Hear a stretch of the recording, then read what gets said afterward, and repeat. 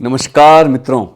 अरे पढ़ने वालों, आजकल की दुनिया में क्या हो जाए कुछ पता नहीं है। मतलब इतने फ्रॉड हो रहे हैं कि आप सोच नहीं सकते कितने फ्रॉड हो रहे हैं। तो ये दुनिया है हमारी, ये दुनिया इस ग्लोब के अंदर है और इस दुनिया के अंदर क्या क्या हो रहा है इसको घुमा कर हम देखते हैं। ये हमारा देश है, यहाँ पर ये हमारा देश यहाँ पर मिल गया मुझे, ये हमारा प्यारा सा भारत देश। तो इस देश में क्या क्या क्या फ्रॉड हो रहे हैं वो मैं आपको थोड़ा सा यहाँ पर बताना चाहता हूँ। देखो, आपको पता होगा स्कूल जो होते हैं उनको एफिलिएशन लेना पड़ता है सीबीएसई से। तो एक स्कूल बेंगलोर में क्या कर रहा था वो मैं आपको यहाँ पर बताने वाला हूँ। बहुत ही अजीब सी बात है आप सुनकर। एक बेंगलुरु का स्कूल है, बेंगलोर भी कहते हैं जिसको हम। तो इस स्कूल के खिलाफ एफआईआर करवाई गई है और इस स्कूल ने सब पेरेंट्स को बता रखा था कि ये जो है स्कूल एफिलेटेड है सीबीएसई से।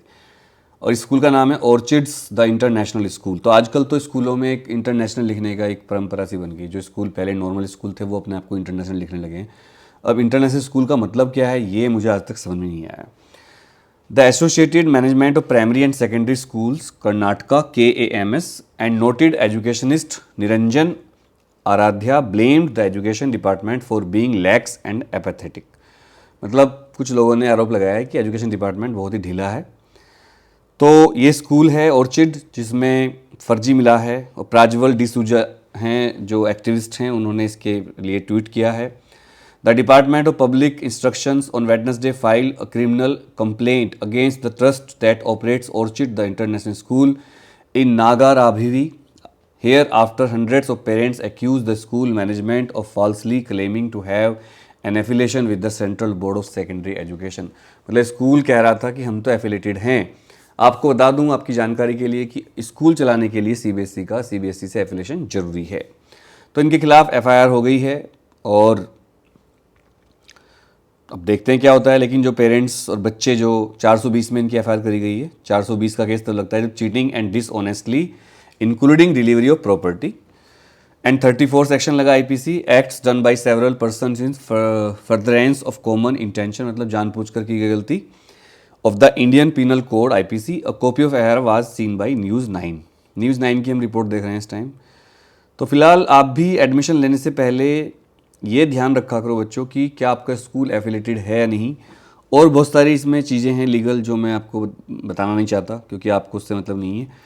बट इस स्कूल के प्रिंसिपल ने रिजाइन कर दिया था कुछ दिन पहले ही और नया प्रिंसिपल जो है मंजुला टुक चार्ज ऑन ट्यूसडे 24 जनवरी को नए प्रिंसिपल बने स्कूल के। Although we did not get a response from the trust and the new principal, our BEO during the inspection found that the school was teaching the central syllabus.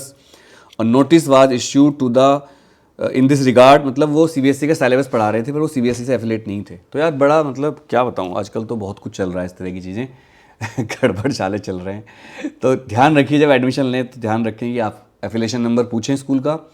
वैसे जो school सही होते हैं वो जो ख़ानदानी school होते हैं वो रखते हैं बोर्ड पर अपना रजिस्ट्रेशन नंबर सीबीएसई का। और कुछ स्कूल जो अगर एफिलिएशन नंबर नहीं है तो इससे पता चलता है कि वो नए नए हैं। तो आप ध्यान रखिए। मुझे हंसी इसलिए आ रही है क्योंकि देश में इससे भी बहुत बड़े बड़े फ्रॉड केस चल रहे हैं। बहुत सारे लोगों की डिग्री फ्रॉड हैं, बहुत सारे लोग फ्रॉड डिग्री लेकर जॉब भी कर रहे हैं। कुछ तो बहुत सारे टीचर भी हैं जिनके पास डिग्री फेक है, वो आपको पढ़ा रहे होंगे। तो भगवान ही मालिक है। फिलहाल इनके खिलाफ एफआईआर हो गई है, कार्रवाई करी जाएगी। तो आप ध्यान रखिए, एडमिशन लेने से पहले अपने स्कूल को चेक कर लीजिए। अरे पढ़ने वालों अपना ध्यान रखिए। तो बस यही है, अब क्या कहूँ मैं आपको, मतलब देख समझ लीजिए।